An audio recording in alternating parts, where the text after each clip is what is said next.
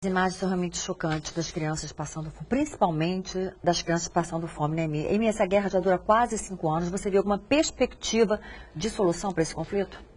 Boa tarde. Não, alguém tinha que ganhar para terminar, e não há perspectiva. Agora, recentemente, nesta semana, a Rússia passou a colocar suas tropas para defender o regime da Síria, que estava quase para cair, pela ofensiva do Estado Islâmico, que tomou a última fonte de petróleo do governo. Então, o governo está fragilizado, só que a Rússia agora está intervindo. Então é uma situação de equilíbrio catastrófico, como se costuma dizer, que significa prolongação do conflito, né? O Emi, e até que ponto a América Latina pode dividir com a Europa essa responsabilidade sobre os refugiados? A América Latina tem uma atitude muito boa, mas as proporções são muito pequenas. 2 mil no Brasil, 3 mil ali, acolá. Você imagina que a Síria tem 4 milhões de refugiados. 1 milhão está no Líbano. Então as proporções são muito grandes para poder acolher. Tem que ser os países da Europa que deem conta disso. Ou uma pacificação que está longe da perspectiva. Mas está ajudando. A América Latina, Brasil, Venezuela, Equador, Argentina tem oferecido espaço, tem facilitado, inclusive, rapidez de documentação no Brasil, por exemplo. Agora, Emi, você acha que em relação a esse abrigo mesmo, as pessoas que estão fugindo da Síria, né? A Europa está evoluindo, está avançando, existe uma política comum para dar abrigo a essas pessoas? Não, há alguns dias atrás a Alemanha se comprometeu a receber 800 mil esse ano, 500 mil por ano futuro. De repente chegou uma quantidade enorme e eles fecharam a fronteira. Então, primeiro, nesse momento está bloqueado, portanto é uma situação de desastre. Em segundo lugar, não se chega à conclusão de quem quer receber. A Alemanha está disposta a receber muito mais, mas ela quer que, inclusive, sejam punidos os países que não recebem. E os outros aceitam 20 mil, a Inglaterra, coisa assim, muito pequena em relação à chegada. Porque chega os da África, por questão social, chega do Oriente Médio por questão da guerra, né? Então é um fluxo enorme de pessoas, como se disse aí, 500 mil já chegaram este ano. Né? O Emílio, existe uma possibilidade de uma intervenção internacional na Síria? Não, agora é difícil. Já em algum momento, o próprio Brasil participou de uma intermediação propondo uma solução política. Cada setor achava que podia resolver militarmente e foi impossível, né? Ainda mais agora, tem um interlocutor, entre aspas, que é o Estado Islâmico, que ninguém sabe quem é, nem que fale o nome dele. Não são só governos que podiam chegar a um certo tipo de acordo. O Estado Islâmico é um sujeito que ninguém sabe localizar, nem ele aparece como tal. E tem uma atitude extremista, de tentar ganhar de qualquer maneira. Não está fácil não. Obrigada, Emir. Boa tarde para você. Cientistas divulgaram um dado preocupante sobre a vida nos oceanos. A população dos seres que dependem dos mares caiu pela metade desde 1970.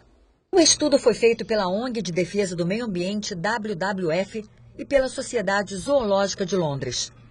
Os pesquisadores acompanharam o comportamento de mais de 1.200 espécies nos últimos 45 anos. Um dos principais motivos para a diminuição de seres é a pesca predatória, que não dá chance para os peixes se reproduzirem. A intervenção do homem em ecossistemas marinhos também tem uma parcela de culpa. Outro motivo são as mudanças climáticas, que deixam o oceano mais ácido. Além de peixes e outros seres que vivem no mar, algumas aves, répteis e mamíferos que tiram alimentos do oceano também tiveram redução na população nas últimas décadas. Um projeto no interior de São Paulo ajuda a resgatar uma tradição e gerar renda para índios da etnia Equeruá. Eles foram capacitados e receberam verba para cultivar mandioca. Hoje a produção chega a 3 toneladas por dia. O trabalho começa nas terras da aldeia Equeruá. Com maquinário próprio, o solo é preparado para a plantação de mandioca. Ao mesmo tempo, os indígenas fazem a colheita das raízes que já estão desenvolvidas.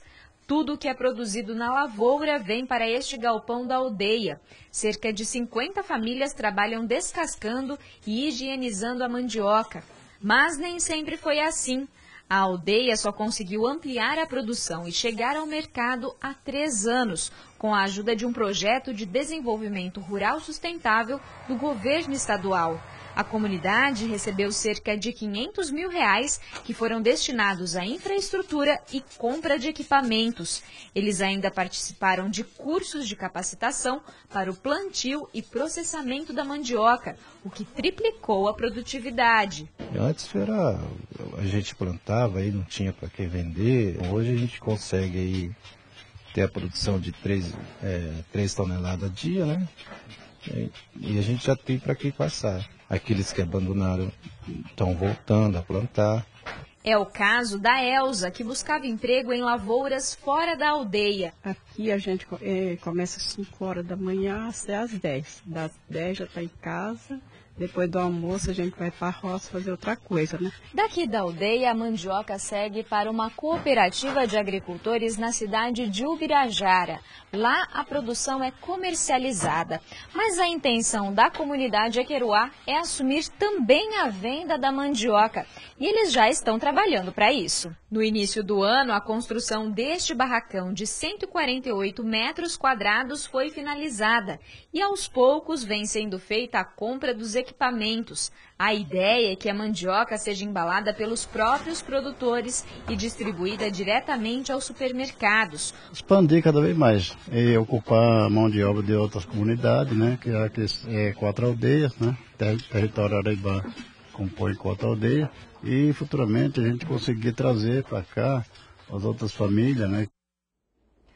E voltamos agora a Brasília ao vivo com a repórter Priscila Mendes. Bom, Priscila, o secretário de Segurança do Rio teve uma reunião hoje de manhã com o presidente do Senado, Renan Calheiros. Qual foi o assunto?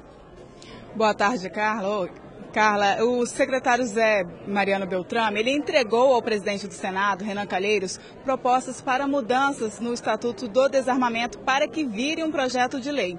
O secretário, ele quer penas mais severas para quem portar armas de guerra, como o fuzil, e propôs também aumento de pena para criminosos de alta periculosidade.